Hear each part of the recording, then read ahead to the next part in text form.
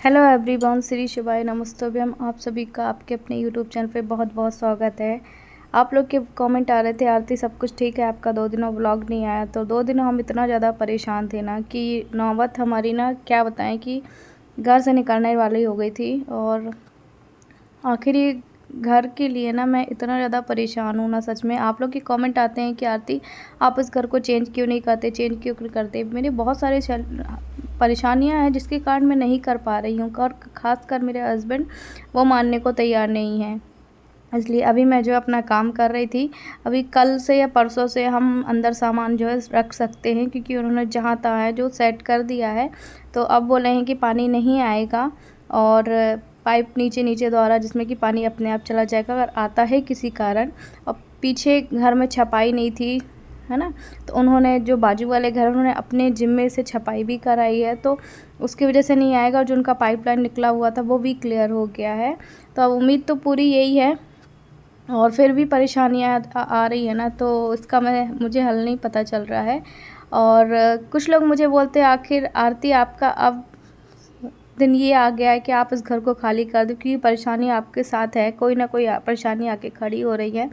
और मैं ना, अगर मैं कहना चाहिए कि मेरे साथ अगर जिम्मेदारी नहीं होती ना बच्चों की, तो सच में मैं अकेले कहीं भी चली जाती, अकेले किराए का ही मकान ले लेती। पर अगर ऐसे अपने हालात हस्बैंड को अगर मैं गुस्सा भी दिखाऊंगी या कुछ कहूँगी भी ना कि नहीं तुम नहीं जा रहे हो, तुम यहीं रहो, तो कल के लिए लोग मुझ पर ही ब्लेम करेंगे। आप समझ सकते, एक अकेली औरत के लिए इस जीवन में खड़ा होना असंभव हो, चाहे उसका पति बिस्तर पे ही क्यों ना लेटा हो। और मेरी हालत में थोड़ा क्या बहुत ज़्यादा सुधार है, और नहीं भी है तो मैं अपने आप में रखूँगी। आप लोगों को आवाज़ से ही लग रहा होगा मेरी।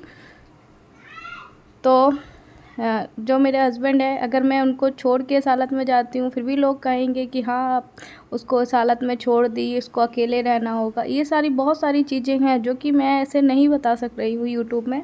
क्यों नहीं बता पा रही हूँ मुझे खुद ही नहीं पता।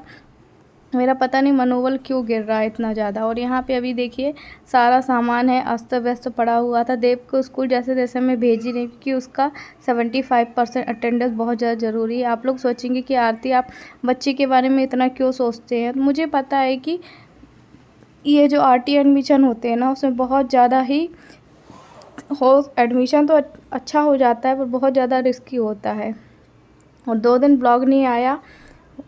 कुछ और भी चीज़ें हैं, मेरी सिस्टर भी आई थी, मेरी मदर भी आई थी, वो भी ब्लॉग आप लोगों को मैं बताऊंगी, जल्दी बताऊंगी।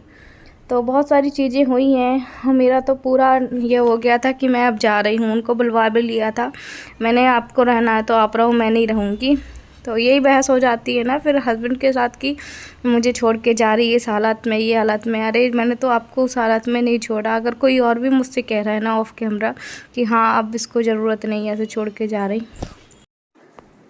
तो ऐसे ऑफ कैमरा बहुत सारी बातें हो रही हैं, पर अभी सही समय आने पे बताऊंगी। और रही मेरे हस्बैंड की बात, तो मैंने जब उनको उन परिस्थितियों में नहीं छोड़ा, अभी मेरी परिस्थितियाँ ठीक नहीं, इसीलिए मुझे ही मजबूरन ये सोचने में मजबूर हुई। पर फिर भी वो एकदम भावुक हो जाते, वो कहते मेरा को कोई नहीं है, ये वो, इसलिए कान में रुक जाती। और ये देखो इस कंडीशन में हम रहने को मजबूर हैं, और बाहर से बहुत ज़्यादा पानी आ रहा है, तो ये हमने आड़ लगाया है उसका, और धूल भी बहुत ज़्यादा आ रही है। देखिए फिर भी बच्चे खुश हैं। कहते हैं ना कि अगर परिस्थितियों में बच्चे अगर खुश हैं ना, तो बस सब कुछ ठीक चल रहा है। अभी लोगों को लग रही थी ज़ोर से भूख, तो ज़ोर से भूख में क्या बन सकता था। जल्दी से फिर मैंने देखो दाल धुली जैसे तैसे हालत में यहीं पे, और डर भी रहता है एकदम डस्ट आती बाहर से। फिर यहीं पे दाल चावल लोग को बना दूंगी, तो ये खाने लायक हो जाएगा। मैं ना 1-1 रुपये बचाती हूँ सच में, और ना मेरा कि 1 रुपये बचाती हूँ कि अब नहीं अब ठीक हो जाएगा, अब नहीं अब ठीक हो जाएगा। वो 1 रुपये बचाने के चक्कर में मेरा, समझ सकते हैं ना, कि 1000 रुपये लग जाता है।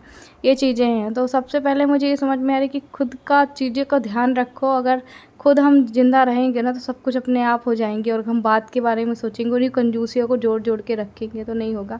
हालांकि मैंने तो कभी ये हो ही नहीं पाया, क्योंकि आपको पता है जिसके घर में कितनी ट्रांसप्लांट पेशेंट होगा, उसकी दवाइयाँ कितनी ज़्यादा महंगी आती हैं। एक पत्ता 800-900 रुपये का आता है, तो उस कारण मेरा कोई पैसा नहीं बच पाता है।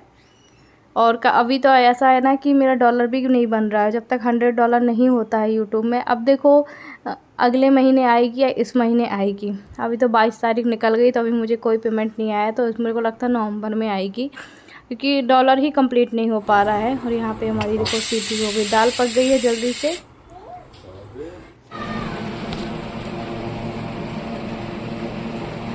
पड़े रहते तो रहते ही तुम वही हो।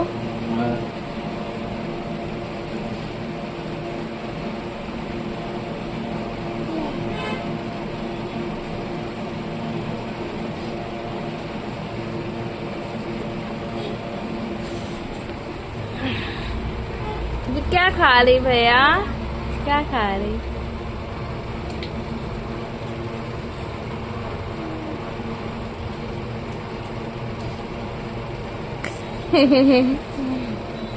हप्पा बन गया, दे दे, दे दे हप्पा है।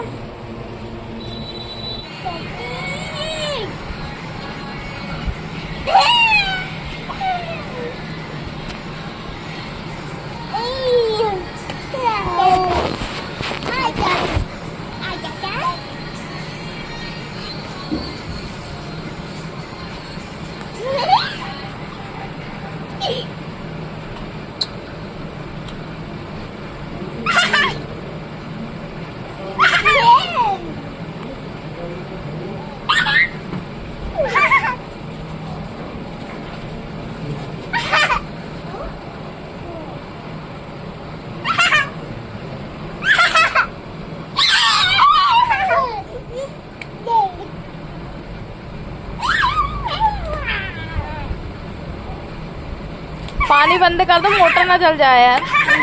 हाँ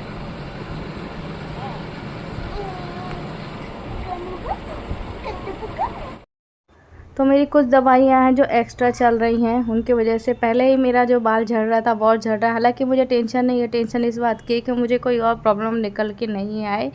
और भगवान से भी यही विनती करते हैं और कहते हैं कि दुआ में बहुत असर होता है। सच में आपकी दुआ में बहुत असर हुआ है। और ख़ासकर पहले मैं यही कंजूसी कर रही थी कि मैं दवाइयाँ नहीं ले रही थी। कुछ सप्लीमेंट्री डॉक्टर ने पहले ही बोली थी कि तुमको हमेशा लेनी है, लाइफ टाइम लेनी है, क्योंकि तुम डोनर हो तो तुमको अपना ख्याल रखना है, ऐसा करके ना। पर मैंने उन सब चीज़ों में कंजूसी की, मैं नहीं की। तो अभी देखो, अभी जैसे मेरा एकदम से प्लेटेट डाउन हो गया, मेरा ब्लड डाउन हो गया, पर अभी मैं आयरन वाली मेडिसिन खा रही हूँ, कैल्शियम खा रही हूँ, और कुछ सप्लीमेंट्री है, मल्टीविटामिन से नहीं है, ऐसी कुछ है, वो खा रही हूँ। तो देखो अभी मेरे बालों से ही आपको पता चल रहा होगा, तो ना बहुत फ़र्क हो जाता है। और साथ में 2 बच्चे हैं, साथ में 2 बच्चे हैं, 2 बच्चे भी नॉर्मल हुए हैं, टीटी ऑपरेशन भी हुआ है, और किडनी डोनर का भी ऑपरेशन हुआ, और कम उम्र में। अगर इसका एज होता ना तो ठीक रहता। अब ना देखो, जब मेरी उम्र ना 25 या 26 थी, 23-24 में मेरी शादी हुई थी, 25-26 ही, तभी मैंने किडनी डोनेट की। तो अभी मुझे बिल्कुल पता नहीं चलेगा, पर हाँ जैसे जैसे मेरी उम्र होगी ना वैसे वैसे मुझे पता चलेगा। अभी हमारे डॉक्टर ने बोला कि पहले डॉक्टर इसलिए नहीं बोलते हैं क्योंकि हमको लगता है ना पेशेंटों को कि वो डर जाएगा तो वो उसको किडनी नहीं देगा, ऐसा करके। हालांकि मैं पहले भी नहीं डरी थी, क्योंकि जब हो रहा था ना तो बहुत बड़ा ही ऑपरेशन होते हैं, जीते जी एक अंग को काट के देना आसान नहीं होता है ना। ये चीज़ें जो हैं कि जख्म मेरे शायद कभी भी नहीं भर पाएंगे। जी क्यों खा रहे हो?